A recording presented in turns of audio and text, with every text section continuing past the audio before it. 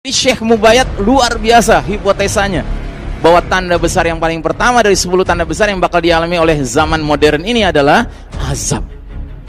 Kenapa demikian? Karena babak keempat, babak mulkan jabrian ini adalah peradaban yang mempertontonkan kesombongan, kemungkaran, kemaksiatan, kezaliman, kesyirikan, kekufuran yang luar biasa terhadap Allah penguasa jagat raya. Seorang ulama pernah mengatakan, era modern sekarang ini berkumpullah semua dosa dari semua kaum-kaum terdahulu, yang padahal kaum terdahulu ketika punya satu dosa saja diazab sama Allah. Nah sekarang kita semua dosa ngumpul Pak di era modern ini. Pantas nggak Allah azab? Pantas nggak?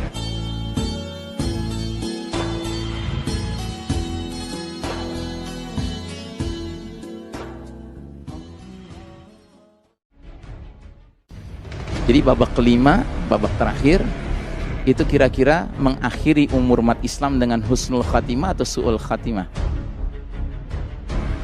Jelas dong, akhirnya pasti husnul khatimah. Kenapa? Karena Allah berulang-ulang menyebutkan dalam Al-Quran, wal aqibatu lil muttaqin, akibat terakhir selalu berpihak kepada orang yang bertakwa.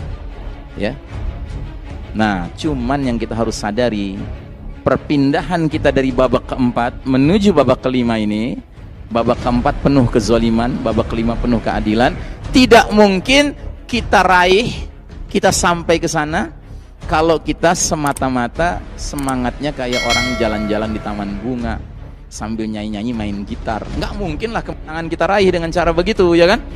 Mau tidak mau kita harus mengerahkan energi keringat, air mata dan darah, ya, blood, sweat and tears, ya.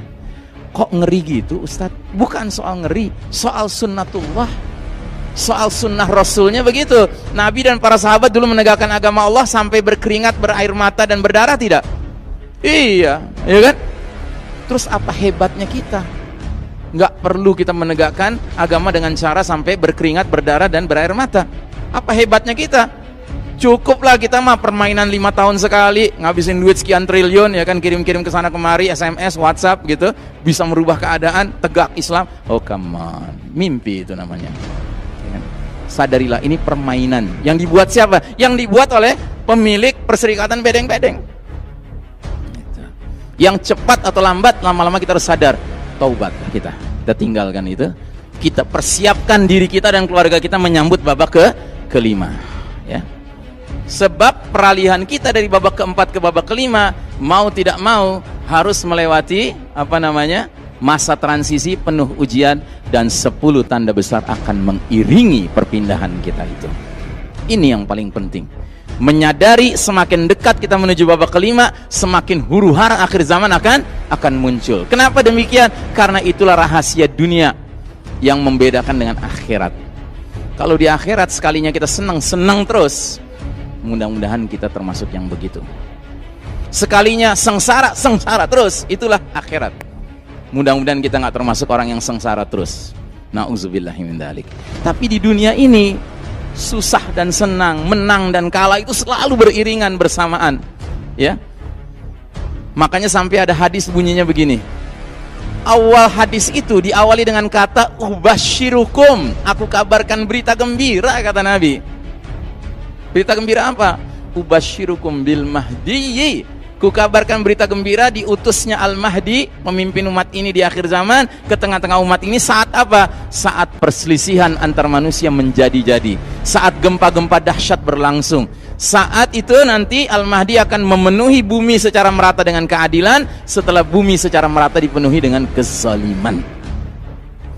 Jadi berita gembira Pak. Tapi sambil mengharapkan berita gembira ini, kita harus siap-siap menghadapi perselisihan antar manusia menjadi-jadi, gempa makin dahsyat, kezaliman merata. Gitu. Itulah Islam. Itu asyiknya Islam, itu justru di situ Pak. Innamal usri yusran, bersama kesulitan ada kemudahan, bersama kesulitan ada kemudahan. Jadi jangan Anda berpikiran, wah ngeri nih Ustadz, ya kan? Nanti kalau kafir mimpin makin terzolimi kita, ya kan? Emang udah terzolimi kok kita.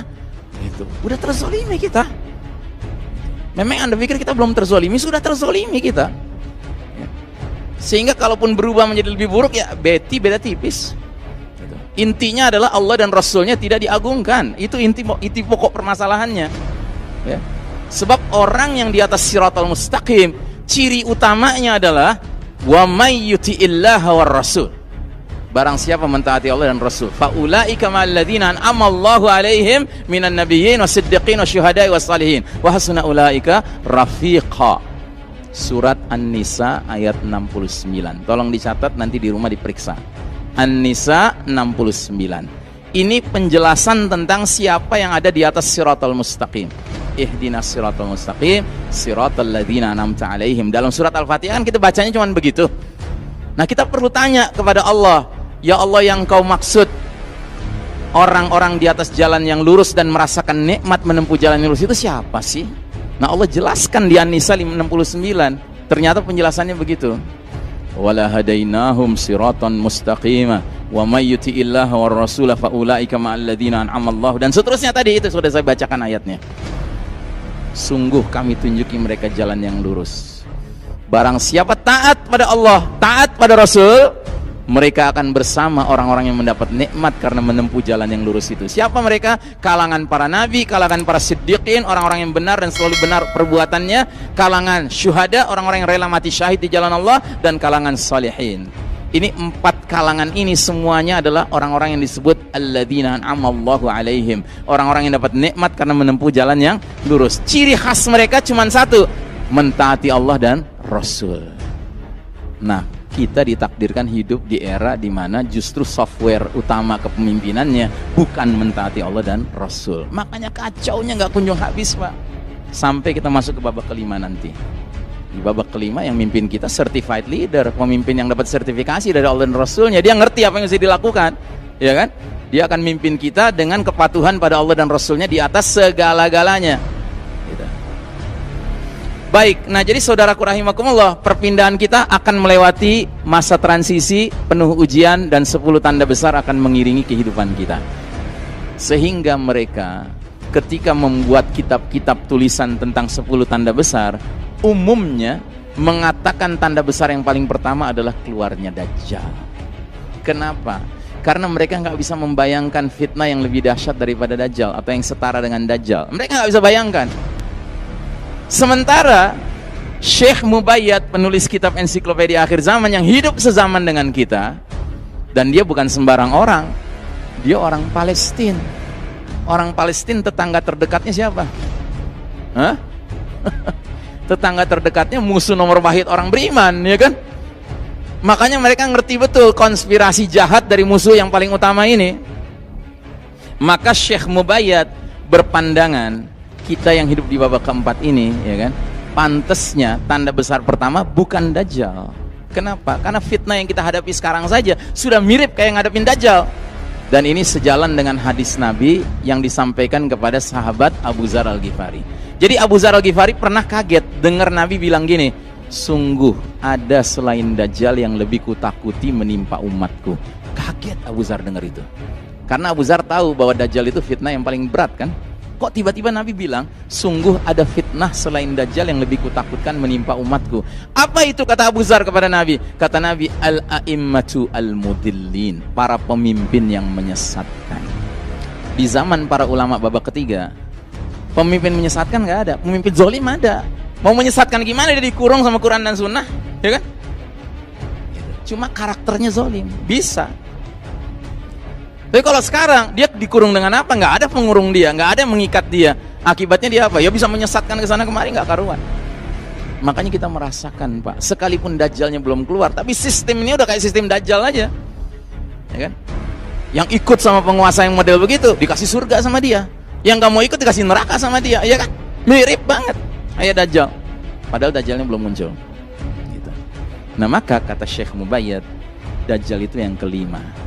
Keluarnya Dajjal itu tanda besar kelima. Tanda besar pertama, kedua, ketiga, keempat itu semuanya adalah tanda-tanda besar yang kaitannya dengan peristiwa alam yang merubah wajah dunia ini secara drastis. Sehingga ketika Dajjal nanti keluar, ketika nanti Al-Mahdi hadir, ya kan, dunia kita sudah beda dengan dunia sekarang ini.